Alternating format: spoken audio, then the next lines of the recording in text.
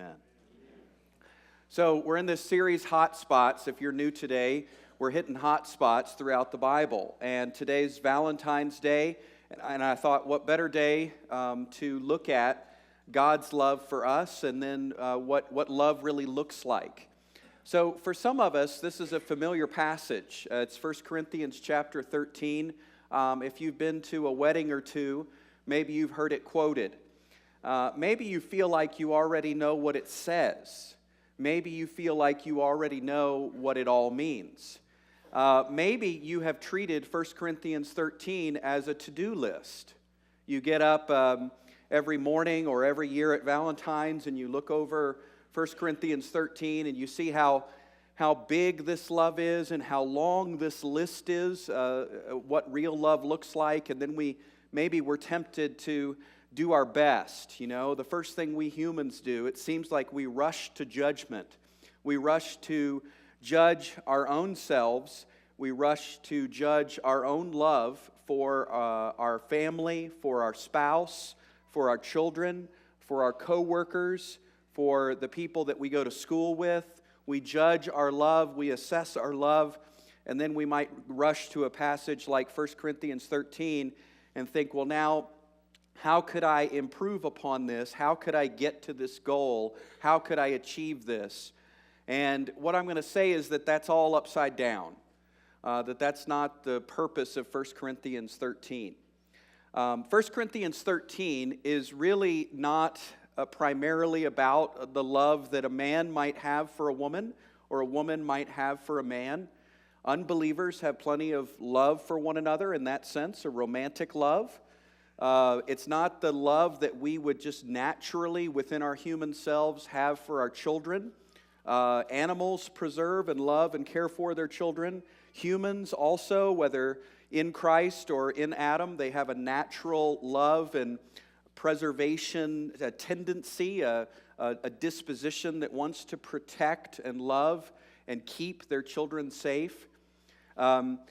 You know, politicians at this time of year, whether saved or lost, are talking about how it's important to love and accept and tolerate and be peaceful as opposed to things like war. Those are natural loves. Those are loves that we instinctively as humans think it's a good idea to have around. But today we're actually going to look at something that's not natural but supernatural. And it does affect the love between a man and a woman, in a family, among friends. But what we're going to see is that it's contrasted against other spiritual gifts. Now, I want you to think about that. I mean, what we're about to see is a description of love, but it comes upon the heels of, what if I could be an amazing prophet? What if my spiritual gift was prophecy and I was amazing at it? What if I could fathom all mysteries? What if I had all knowledge? What if I had an amazing faith and I could look at that mountain and say, and have it go up and float across the planet and plop down somewhere else because of this great faith that I have to move mountains? In other words, what if all these spiritual gifts were yours? And then Paul says, none of that would matter in comparison to what I'm about to tell you about. So what he's about to tell us about is the gift of love, but it's a gift that we possess in Christ. God is love. So when you read this laundry list, don't let it be a laundry list. Let it be a description of God's heart toward you, and also let it be a description of God himself in you. So my hope is that today, when we look at 1 Corinthians 13, you will lay aside the false notion that we all already know what it says and already know what it means, because it will take a lifetime and eternity to gather in the depths of God's love. We don't have it mastered. Secondly, I hope that you will feel two things simultaneously. I hope that you will feel desperately inadequate to produce this love. And then that you will feel completely amazed that God is this way toward you. So let's dig in. And the first thing we see is, we'll read it together here. I'll read it to you, the whole passage, and then we'll go through it piece by piece, looking at this hot spot. Love is patient, love is kind, and is not jealous. Love does not brag and is not arrogant. It does not act unbecomingly. It does not seek its own, is not provoked, does not take into account a wrong suffered, does not rejoice in unrighteousness, but rejoices with the truth, bears all things, believes all things, hopes all things, endures all things. Love never fails. So let me start by saying love never fails. We're going to start at the end, and then we'll come back to it.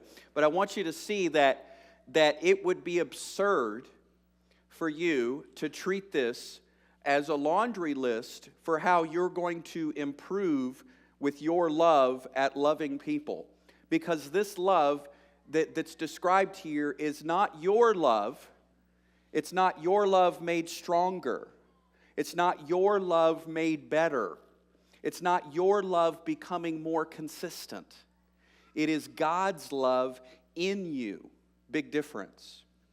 So when we talk about the backdrop of this, the backdrop is, if I could do all these amazing things, beaming mountains and having prophecy as my gift and making a huge splash in the spiritual world, but if I don't possess love, you see the language there? It's like if I don't possess Christ, if I don't possess God, if I don't possess God who is love, then what would any of it matter?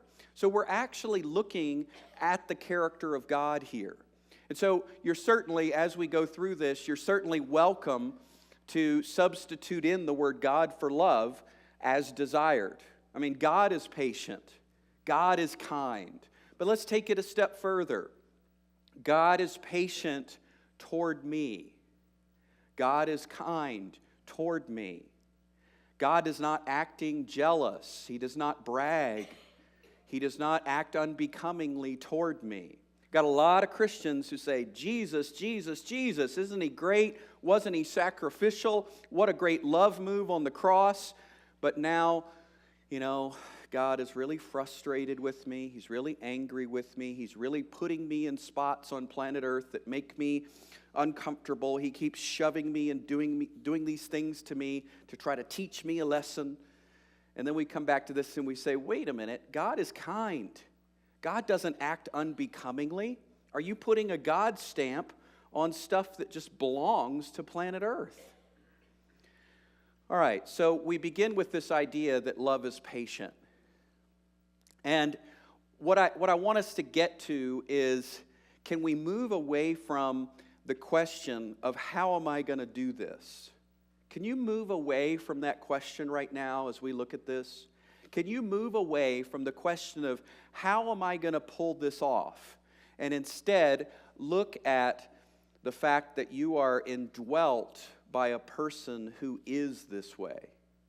And so the Christian life is not us trying to be Christ, it's letting Christ be Christ in and through us. God has always loved this way. Before the foundation of the world, before this planet was even in existence, this was God. This was his resume. This is what he looks like. And so, love is patient. Well, how are you going to do that?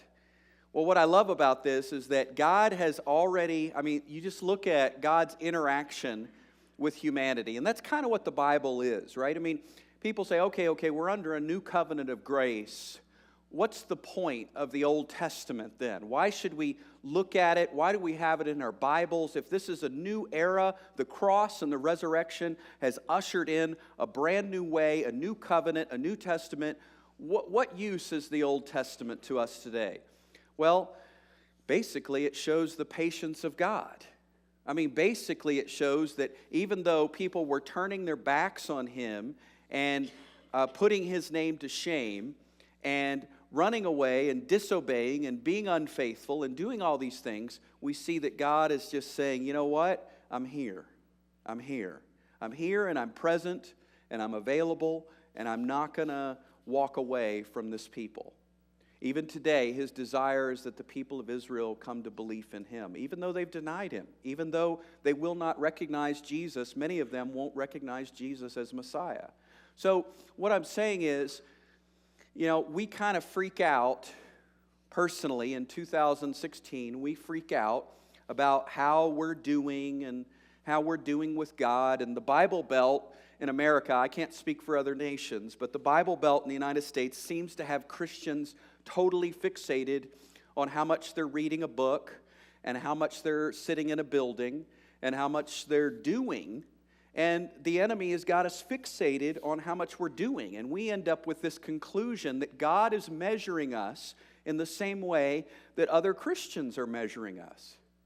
And we can't see. We start interpreting every Bible verse. We start interpreting every spiritual thought through this grid of measuring and accounting when he says he keeps no record. He keeps no record of wrongs.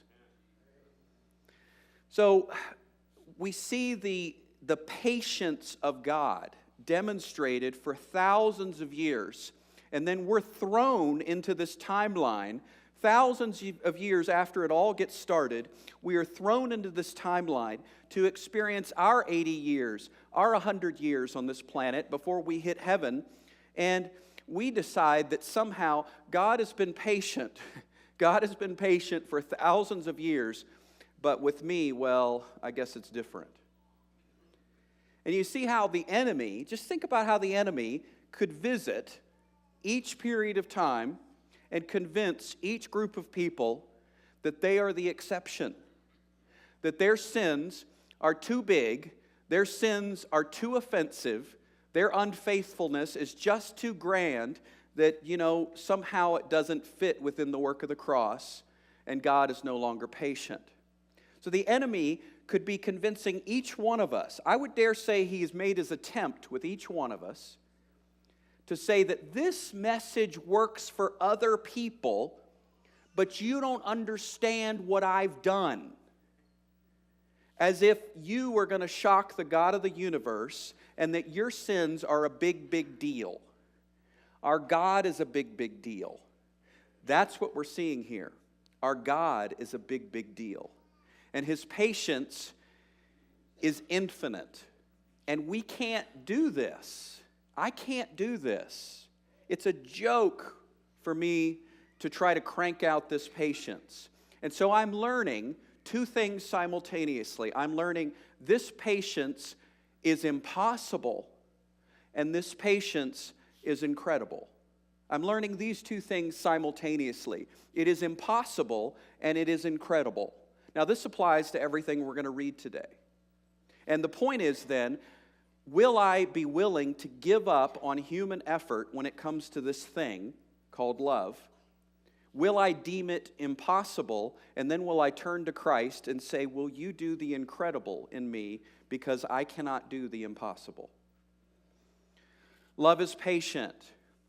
How do you get there unless you possess the God of the universe within you who has endured all things? Love is kind. It's interesting how mean Christians can be sometimes. Have you noticed that?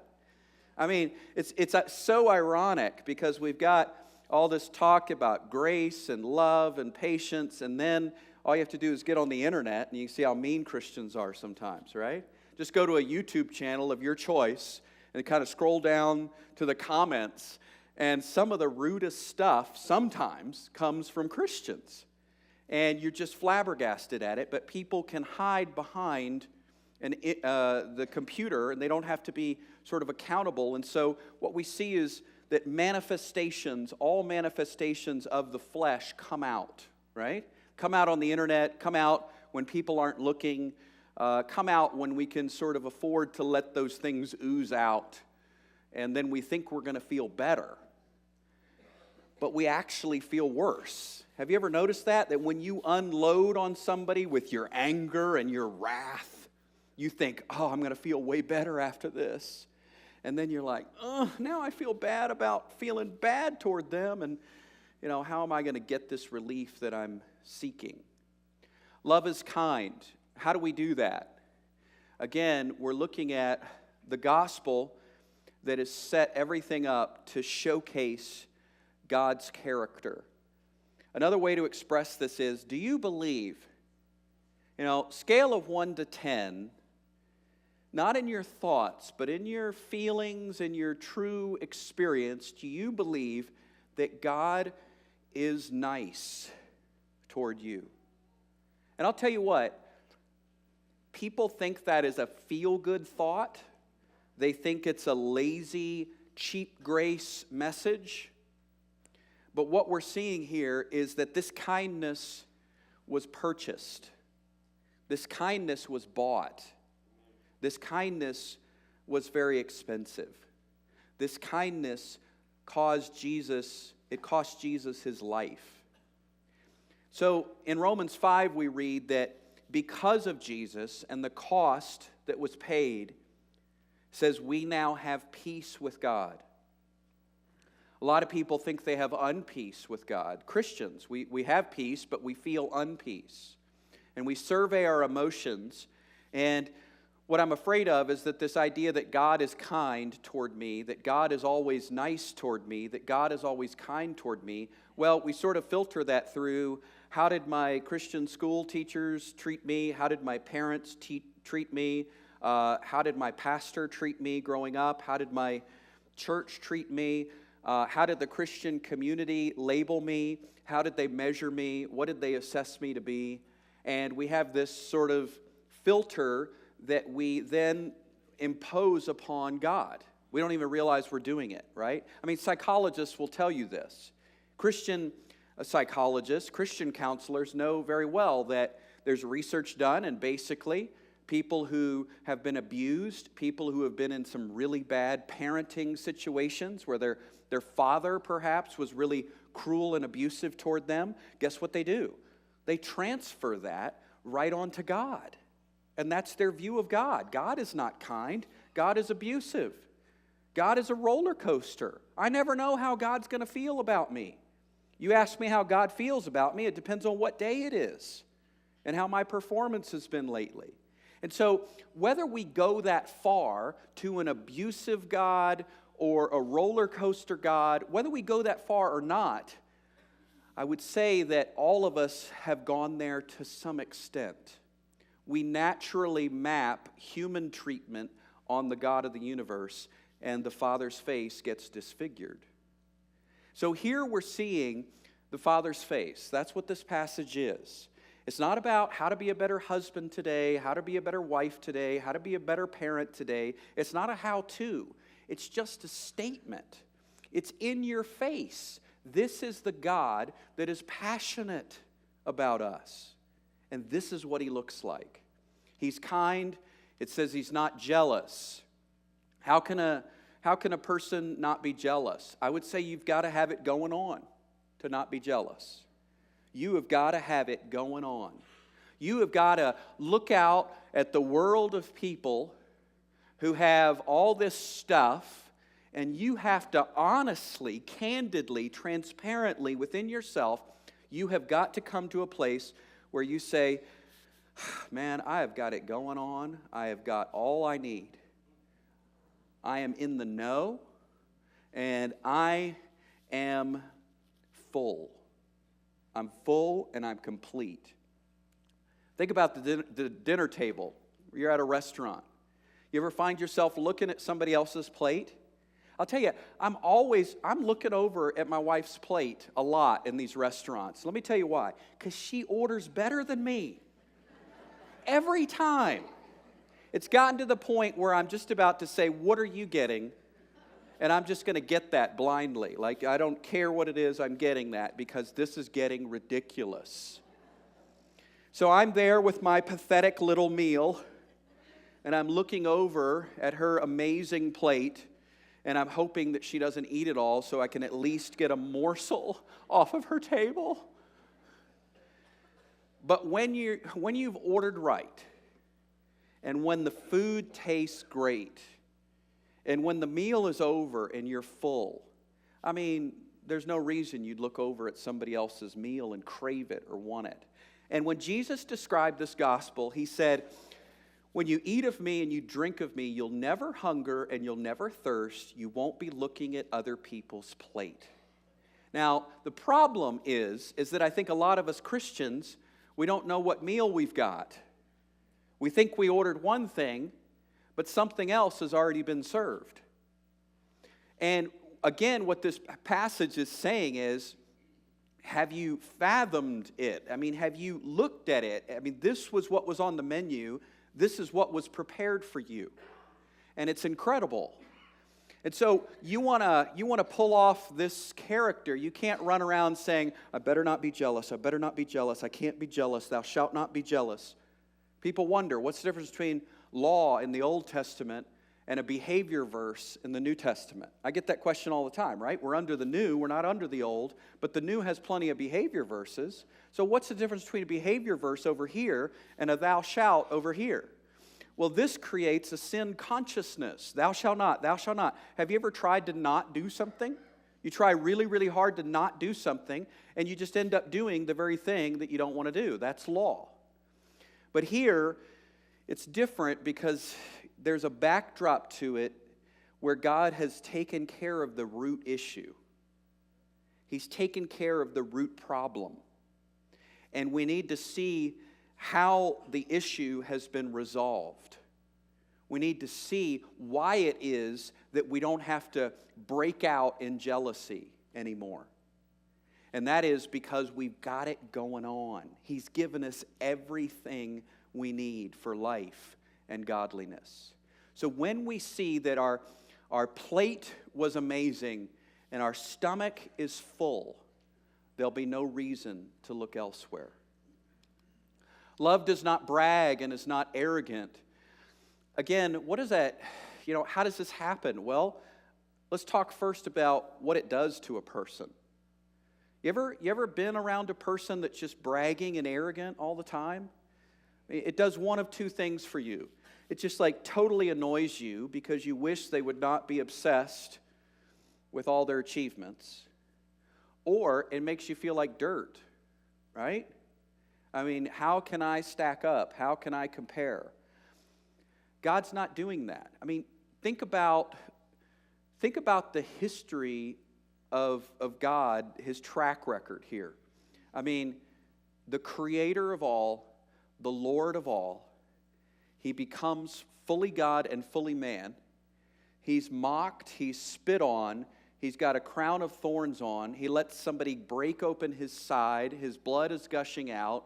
People are mocking him, saying, don't you want to rescue yourself? Why don't you bring down 10,000 angels right now to rescue yourself? And mum's the word with him. No response, no punishment for them, no retribution, no self-defense. How would we get to a place like that? Again, Jay said it this morning during the music. He said, there's an okayness within us. We're okay. I've got to know that I'm okay. And that's what righteousness is. Many Christians' understanding of righteousness is pitiful. Growing up, my understanding of righteousness was that one day I'll be right and I get to go to heaven. But righteousness at its core means total okayness, right standing right now. And when you bathe in that, when you soak in that, when you take that in, it changes the condition of your thinking and your feeling. And we don't have to, what am I doing when I go out and I brag and I'm arrogant? I'm carving out an impression of myself for you. I'm carving it out and I'm saying, this is what I want you to think of me. See that? I want you to think this of me, and I'm going to carve out this image and this impression, and I want you to think that I am amazing because right now I'm feeling inside, if I were being transparent, I'm not feeling so amazing. And so if I could get you to believe this about me, then I might believe it a little more. Have you ever sensed that? That we could be addicted to carving out an impression that Look how philanthropic we are. Look how spiritual we are. Look how wealthy we are. Look how, whatever it might be, religious we are. And we want to carve that out because we're feeling a deficit. And if I could get you on board with that thought, then I would feel better about myself. If you're convinced, I'll be more convinced that I'm good looking and okay. And I don't want to just criticize that. What I'm saying is that righteousness is the cure. Righteousness is the cure for that. And so he says he doesn't brag and he's not arrogant. This is the character of God because he is righteous. And when he makes us righteous, this becomes possible through him. Does not act unbecomingly. It doesn't seek its own. You think about, again, if we were to take this as a laundry list, we would be up all night, every night, trying to do this. And instead, we're seeing that righteousness is not sin. God is righteous, so God is not sinful. How would something unbecomingly come from him? It's not within him. You only get what's within him. If you're looking to him, you're going to get what's inside. And what's inside him is this character that's, all right, now get this now. I think this is important. It's not an annoying holiness. Have you ever been around somebody that has an annoying holiness? You know what I'm talking about? Am I taking crazy pills here, or have you seen this? The annoying holy person is different than the truly holy person, right? Did Jesus, besides the Pharisees who had it coming, did Jesus just make people intimidated, uncomfortable, or what did he do with sinners? He reached out, the Son of God reached out, totally holy, totally righteous, the Son of God, the best identity on the planet, and somehow accessible to the average Joe, to the lady at the well. Totally accessible. Not with some annoying holiness, but a steadfast, constant, level-headed, right-minded awareness of his okayness. You see that? A constant awareness of his okayness. And that has an effect on someone. It can have an effect on us. The way we treat people. The way we don't have to be annoying in our Christianity. We could be ourselves. It's so cool to think about that. And it's so hilarious to think about how the enemy has systematically tried to use Christianity and rebrand it and reframe it such that we basically end up believing, I can't be myself. I got to be what the church guy said I got to be. I can't be myself. I've got to be what they always wanted me to be growing up in religion. I've got to be that. And the scariest thing for the enemy is a Christian being themselves, getting freed up, learning who we are, learning who God is, relating to him in a healthy way, not being religious, just being infatuated with a God who's infatuated with us. And when somebody gets freed up like that to just be themselves and be normal, like the normal Christian life is freedom and rest and all these things we're looking at today. Like this is a normal Christian life once we're liberated by the love of God. He doesn't seek his own. Why would he? I don't have to convince you. The God of the universe might say that. I don't have to convince you. I've laid it all out there. My cards are on the table. Here's the message. Here's the sacrifice. Here's the resurrection. It's all out there. It's available. Whosoever calls upon the name of the Lord will be saved. Here it is. And again, what happens among Christians? We start to panic. I got to get out there. I got to convince everybody. I got to win arguments. I got to be right.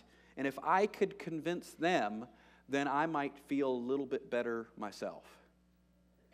And it's like God is up in heaven going, are they gonna do it? Are they gonna convince anybody today? And we get in this mode, and we miss the fact that God's not in a panic. Acts says this. It says, this is crazy. This is what it says. Acts says, God is not served by human hands as if he needed anything. You see that? I mean, have you found this God who is not needy? He's not desperate. He's full and he's complete. And he lives in you. And he says you're good to go. He doesn't seek his own. He's not provoked. You know what happens when we're provoked? I'll tell you when I'm provoked. I'm provoked when I've got a whole lot of scorekeeping going on. See, you're hitting me at the wrong time. You are hitting me at the wrong time because 3 things have already happened. And I'm keeping track, I'm keeping account of these things. And so when you hit me with your issue, I'm already at a level 7. I should be at a 1, right, emotionally, but I'm cranked up to 7 already because of the scorekeeping I'm doing and the offenses I've incurred. And so you're kind of getting a bad version of me at that point because I'm at a 7, and it's only 3 points till I hit 10. You don't want to see 10. How do we get to this place where we're not provoked? I'm not going to say that it's possible. I'm going to say that it's incredible. I'm not going to say that it's possible for us to pull off, but I am going to say that when you buy into this mentality that there's no account of wrongs suffered, that God has taken your sins off the books, even the one that you're really freaked out about, or the repetitive one that you just feel so much shame about, like that one's off the books too. There's no record keeping. God has no record of your sins. When I buy into that and I see the softness of his heart and the crazy, incredible love that is within his motive there, I buy into that, I invest in that attitude, and then that attitude can start to ooze out toward other people. It seeps out through our spirit. It seeps out in our thoughts and actions, but only, again, when we're basking in it spiritually, realizing that's God's thought and heart toward us. Does not take into account a wrong suffered, as long as you apologize. As long as you confess them all, as long as you get it back in right standing, as long as you... Do you see what Christian teachers and preachers are saying? They're saying that this is for us to act out toward others, but this is not how God acts toward us. How inconsistent. They're making God into a hypocrite. If you teach Christians that you're only forgiven for some sins, that you're only forgiven for this period of sins, and now you've got to get more forgiveness and hope and wait and plead and beg for God to forgive you, but by the way, you need to be really forgiving toward others and don't ever take into account their wrongs, what a hypocrite that would be. And so what we're really seeing is that God looked down the timeline of your sins and he says, I'm not taking any of them into account. It's the same thing with 70 times 7. That's 490 according to my math. That's a lot. And then you start looking at the various offenses, and that gets up into the thousands, millions.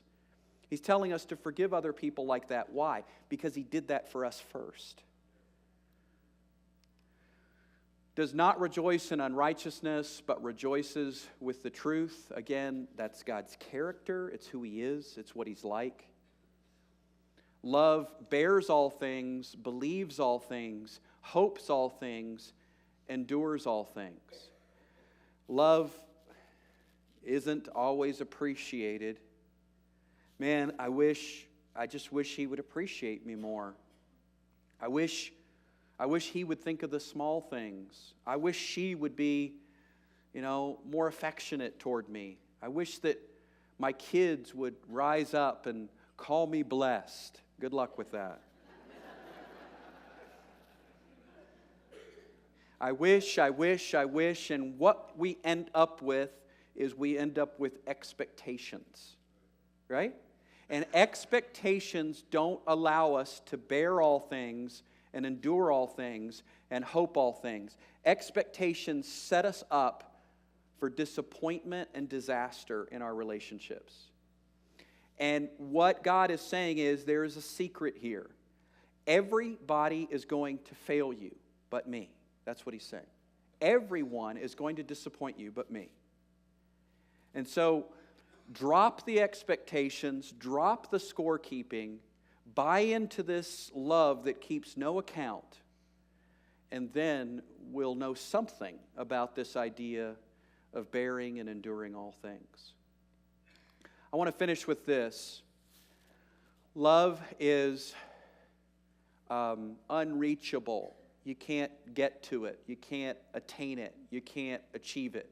This love that we're talking about today, if you walk out of here thinking that you're going to work really hard on this, then you have missed the whole message this morning. If you think that I'm saying walk out of here and make this into your achievement list for the week, you have missed it. This is not about a New Year's resolution. It's not about you trying harder. This is about, have you seen your God? Have you seen the heart of your Father?